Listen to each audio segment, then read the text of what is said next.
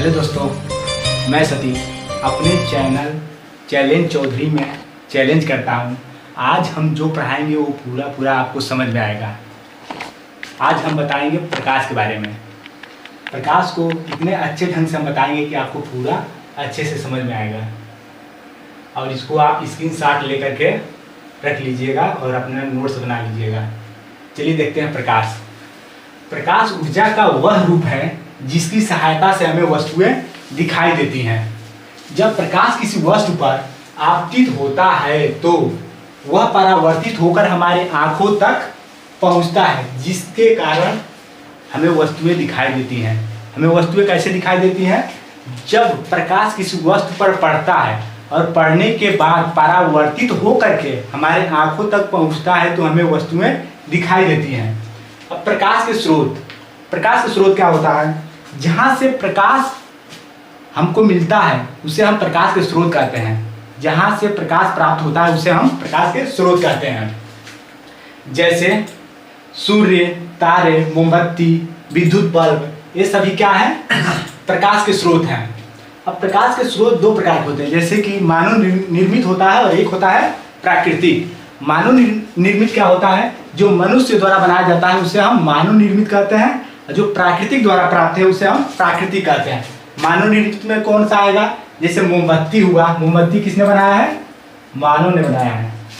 मोमबत्ती हुआ मानव निर्मित है। और विद्युत बल्ब मानव निर्मित है। और सूर्य क्या है? प्राकृतिक। और तारे भी आपको प्राकृतिक हैं। इसके आधार पर प्रकाश स्रोत को दो वर्गों में बांटा जा सकता है। कौन कौन सा? दीप्त प्रकाश स्रोत और दूसरा अदीप्त प्रकाश स्रोत। दीप्त प्रकाश स्रोत क्या होता है?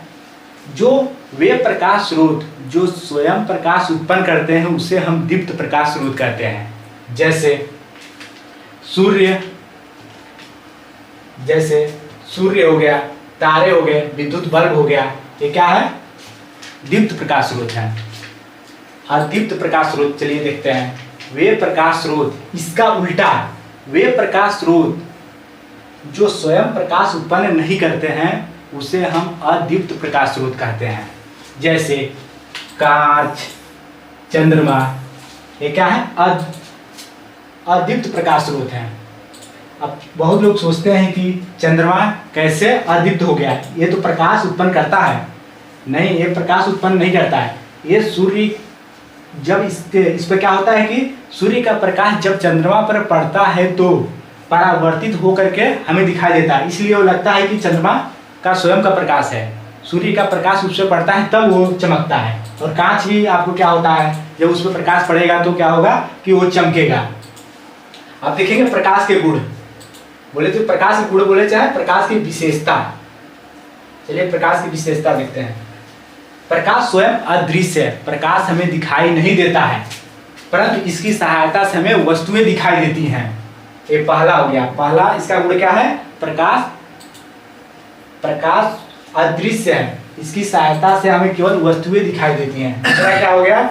साधारणतः प्रकाश सरल रेखा में गमन करता है, सीधी रेखा में गमन करता है। सीधे बोले तो देखिए इस तरीके से आपको सीधे गमन करता है, एकदम सीधी रेखा में गमन करता है। तीसरा पॉइंट इसमें क्या है? प्रकाश विद्युत चुंबकीय तरंगों के रूप में गमन करता है। अब विद्युत चुंबकीय तरंगे क्या होता है? वे तरंगे जिनको चलने के लिए माध्यम की आवश्यकता नहीं होती है उसे हम विद्युत चुंबकीय तरंगे कहते हैं। इसीलिए प्रकाश क्या है? निर्वात में भी चल सकता है, लेकिन ध्वनि आपको निर्वात में नहीं चल सकता है। ठीक है, ध्वनि का निर्वात में चाल कितनी होती है?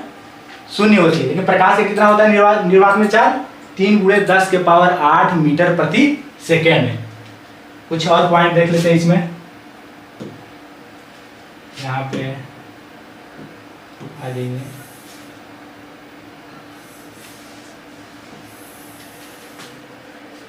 हाँ, नेक्स्ट पॉइंट आपका है चमकदार पृष्ठों से प्रकाश परावर्तित हो जाता है। मान लीजिए कोई दर्पण है, ये मान लेते हैं कोई दर्पण है, इस पे अगर प्रकाश पड़ेगा तो क्या होगा? परावर्तित हो जाएगा। ये क्या हो गया? आ रहा है प्रकाश और आने के बाद से परावर्तित हो गया। इसको बोलते हैं आपति। आपतित किरण बोल सकते हैं, किरण, आपतित किरण, इसको बोलते हैं परावर्तित, परावर्तित, परावर्तित किरण, यह परावर्तित किरण। अगर ये आपका है दर्पण, यह है आपका दर्पण, यह आपतित किरण, परावर्तित किरण। और नेक्स्ट पॉइंट आपका है निर्वात में प्रकाश की चाल 3 × 10⁸ मीटर प्रति सेकेंड होता है।